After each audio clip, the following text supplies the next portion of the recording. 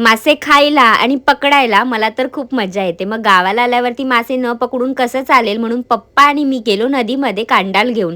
तर ही जी कोण दिसते ना, ही तुम्ही ह्या सुद्धा माझ्या व्हिडिओमध्ये पाहिली असाल, जी उपसून आम्ही मासे पकडले होते उन्हाळ्यामध्ये. तर आता हिवाळा सुद्धा संपत आलेलाच आहे आणि नदीतलं पाणी जे आहे ते आटायला सुद्धा सुरुवात झाली आहे. मे महिन्यामध्ये ना ही जेवढं पाणी दिसतंय त्यापेक्षाही खूप कमी असतं पाणी. तर आता ह्या कोंडीमध्ये ना आम्ही ही कांडाल लावली. पप्पांनी एका साईडने, मी एका साईडने पकडली आणि कांडाल लावताच आहे ना पटकन एक मासा सुद्धा त्यात जाऊन अडकला. थोडा वेळ आम्ही थांबलो 15-20 मिनिटं, तर आम्हाला ना इथे 7-8 मासे भेटले. तर मग पप्पांनी ना हे अलगद असे त्या जाळीतून काढून घेतले आणि मग आम्ही दुसऱ्या डबक्याच्या ठिकाणी गेलो. तर दुसऱ्या डबक्यामध्ये सुद्धा आम्ही कांडाल लावली आणि त्याच्यामध्ये सुद्धा आम्हाला काही मासे मिळाले. पाणी कमी होतं पण त्यात ना मासे खूप होते, ते सुद्धा मोठे-मोठे. तर हे जे मासे पकडले आम्ही त्याला पिचक्या म्हणतात. तुमच्याकडे याला काय म्हणतात ते मला कमेंटमध्ये सांगा.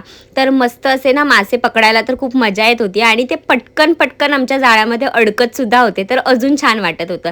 तर बघा ही ना पूर्ण नदी पावसाळ्यामध्ये भरते आणि आता हळूहळू पाणी कमी होतंय, कारण का उन्हाचं प्रमाण जे आहे ना ते आता वाढू लागलंय. उन्हाळा सुद्धा जवळ येईल आता लवकरच. तर हे ना आम्ही पुन्हा दुसऱ्या डबक्यात आलो आणि हे एवढे मासे पकडले. तर एका टायमाचा तर जुगाड झाला. तर आत्तासाठी बाय.